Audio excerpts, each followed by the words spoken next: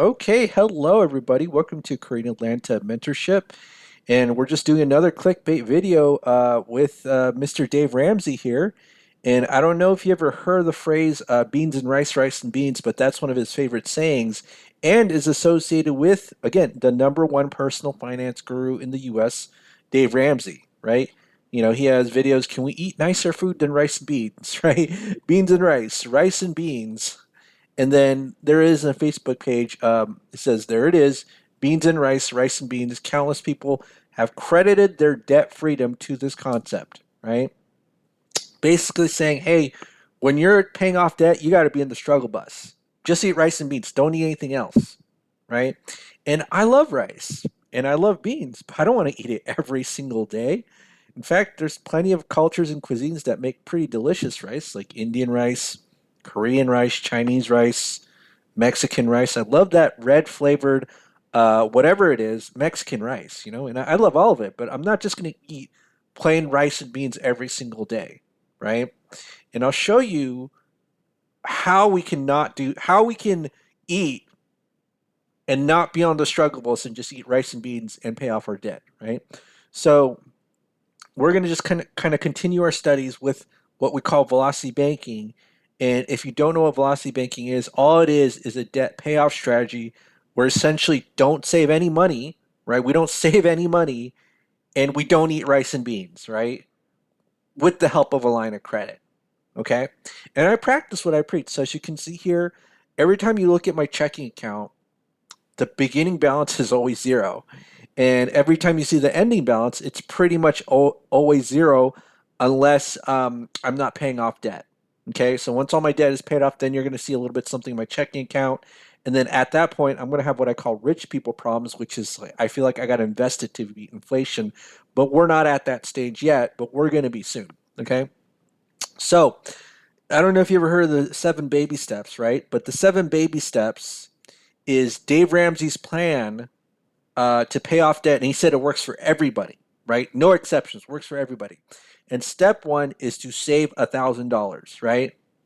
Save $1,000. Now, if we go back here where we talk about how you should be feeling when you pay off debt, it should not be a struggle, but he's telling you got to work hard and struggle and just eat rice and beans, right? Beans and rice, rice and beans. That's it. Don't ever, when you're paying off debt, you got to be on the struggle bus. That's what he's saying. And I don't want you to be on the struggle bus. Okay.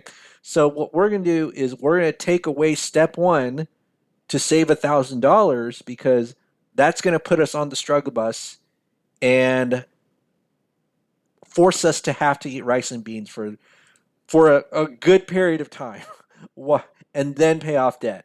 Okay. So let me just show you this budget right here. And again, I love showing this budget because it's like, what can you do? What can happen if you make great money and you have no idea how to manage it? And this is a realistic scenario for many people because most people they're never taught money management skills. And I get emails from time to time from some of you from the audience who tell me, I make great money, I make 7 to 10 grand, and I'm struggling and I don't know why, right? And that's why you're interested in velocity banking. I don't solicit these, budgets from you all. You just send it to me because you're making great money and you have no idea how to manage it. Okay? So what we're going to do is show you, and I showed this in the last video, but I just want to show it from a different perspective, that from the perspective of we're not going to have to eat rice and beans. That's the perspective we're going to show today. But same budget. So in order to do velocity banking, all you need is two things, a budget and a line of credit as your main operating account. So your budget is your debt attack plan, right? We're going to attack debt and we show our income, our expenses, and then we list every single debt that we have. So as you can see right here, we have 10 credit cards and we have 1 penny of savings. So we make really good income and we have $9,644.48 in expenses and 1 penny left over. Now, let's assume that we have a line of credit, and this is really important, okay? So a lot of people think, oh, if I had a line of credit, then I could get myself out of debt. But could you really? Because let's say you had a $175,000 line of credit or a home equity line of credit available, and if you don't know what a line of credit is, all it is a financial tool where you can borrow money, pay it back, and use it over and over again. So pretty much another credit card, but a little bit more flexible. But let's just say you had this, right? And you were in this situation right here as the average American, and you had, and this is a lot of Americans experience this, $1,000 emergency, right? So what you're going to do is you're going to borrow from your line of credit, and let's say, okay, we have one penny of savings, but oh no, we have $1,000 emergency, and now we have like a minimum payment. Usually, home equity lines of credit, they have a minimum payment based on a percentage or $20 or something like that. You got to either pay $20 or like 2% of the balance, whatever is higher. And so let's say that we borrowed $1,000, and then now we had an emergency to borrow from our line of credit. Now where are we? We're in negative savings territory, that um, meaning that we're probably going to have to pay overdraft fees. We're probably going to, look bad to our creditors, and we don't want to enter this negative savings territory. Okay, so let's not just have a line of credit and borrow it from it. Okay, this is the important thing. We have our line of credit and use it as our main operating account. That's the three magic words here with our line of credit. See, the average American, we borrow from our line of credit and we're in the negative savings territory and we don't know why. And the reason we're in that negative savings territory and we got to eat beans and rice and who knows what is because we're not using our line of credit as our main operating account. Okay. Whereas when we do velocity banking, we're going to do the exact opposite of what mainstream America is taught, which is to have savings. Okay. So we're going to make sure that we have absolutely no savings and we're going to use our line of credit as our main operating account. Okay. Now we also assume that we don't make more income, and I'm going to show you again how we're going to do this. Okay. But we're going to have something called cash flow, which is exactly like savings in the beginning until we re-engineer our expenses. Okay. So now let's assume we have a line of credit, $175,000 available. Now I know what some of you are thinking. Who has a $175,000 line of credit laying around? Nobody.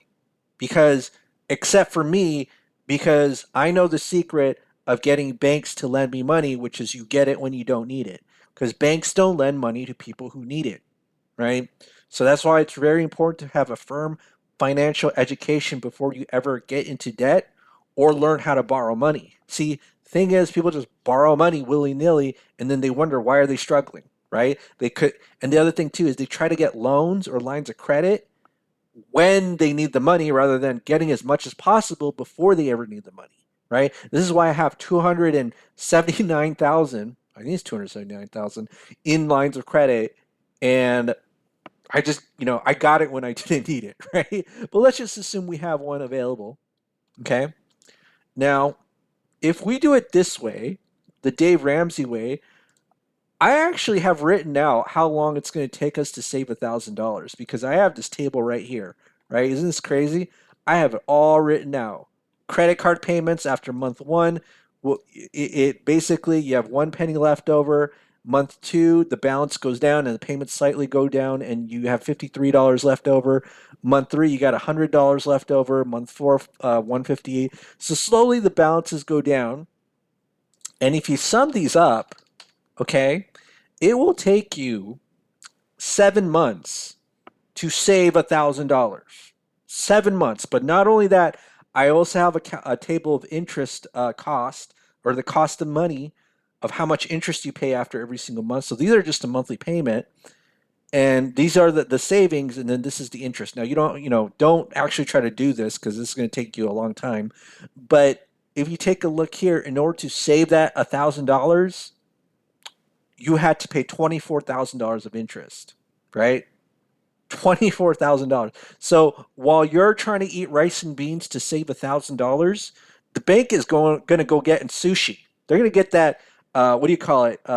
Dream of Hero Sushi. You saw in the Netflix documentary that Obama was like, it's kind of good, but then he didn't finish it. You know what I mean? But that's what I'm saying. See, you're eating beans and rice because you're trying to save $1,000. but the bank is going to go ahead and get the best sushi in Japan. That's what they're eating. The best rice, right? You're eating beans and rice, they're eating the sushi rice, the good stuff. Anyways, so because we don't want to wait 7 months and pay $24,000 to the bank, we're going to do the exact opposite of what we're being taught by mainstream personal finance, which is to save money.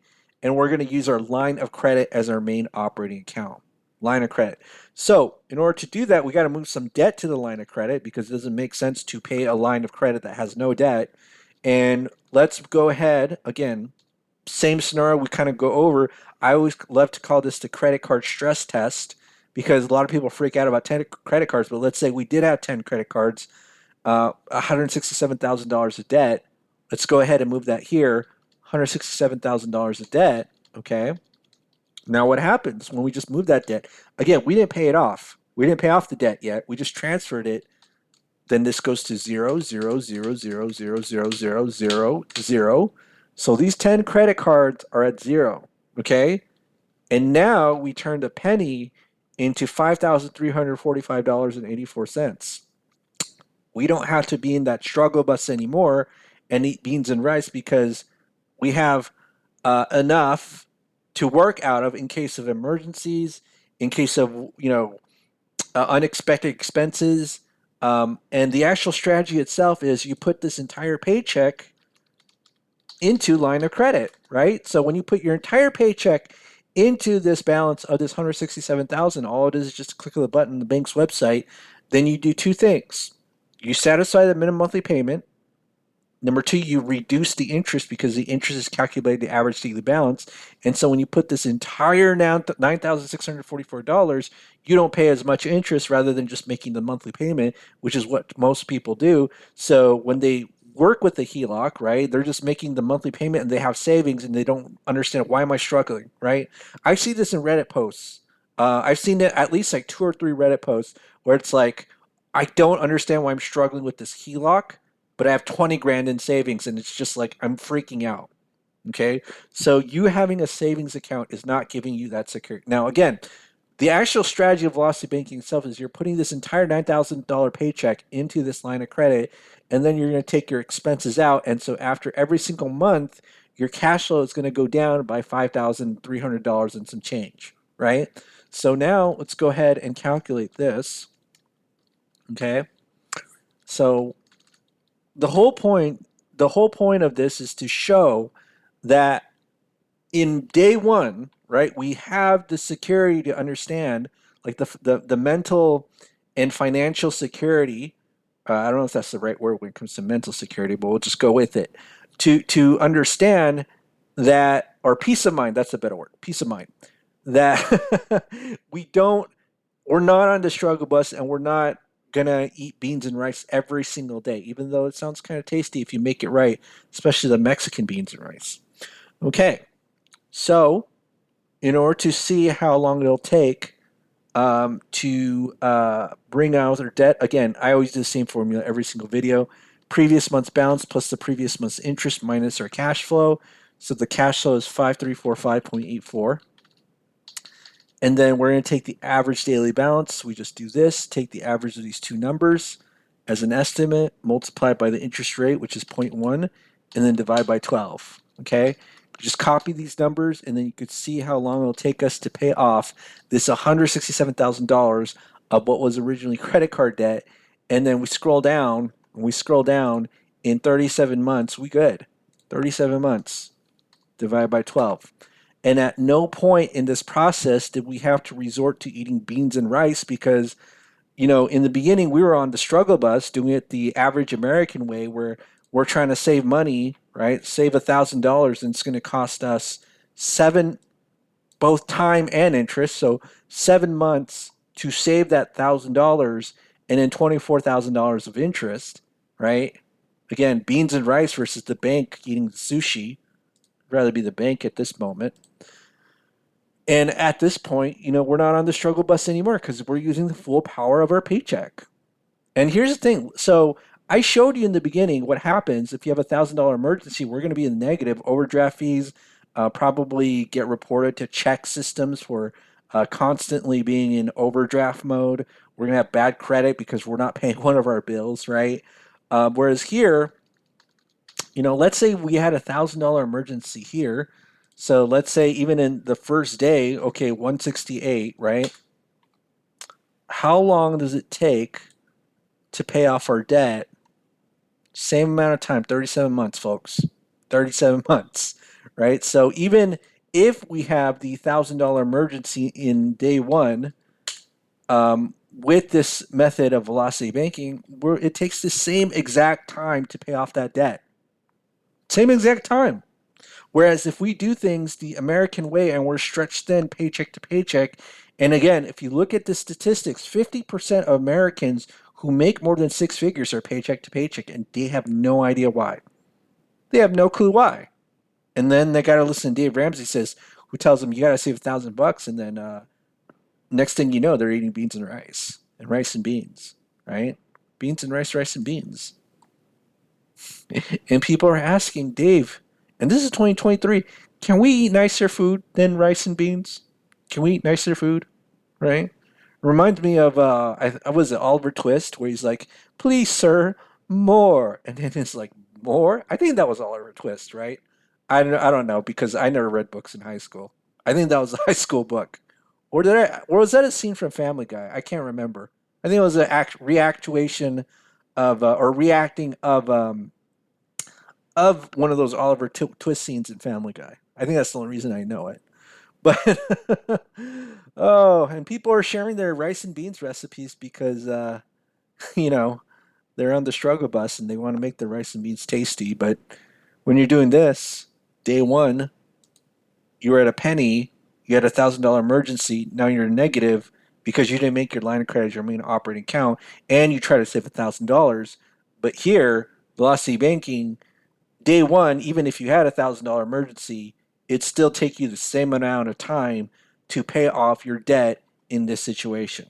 Struggle bus, beans and rice. What's the opposite of struggle bus? I don't know, but the opposite of beans and rice, in my opinion, is the best sushi in Japan. Hero dreams of sushi, right? I think, but I don't know. All right, so just another video for all of you, just to kind of review why we do velocity banking instead of doing what mainstream finance teaches us to do, which is save money. We ain't ever going to save money because essentially our line of credit is our savings account. Because let's say we had an emergency, again, we can't predict emergency, right? So basically, we just take out a little bit more money from our line of credit. We don't have to be exact on our budgeting. We just kind of be, approximate. And then next thing you know, the not the money, the debt is going to go down, down, down, down, down.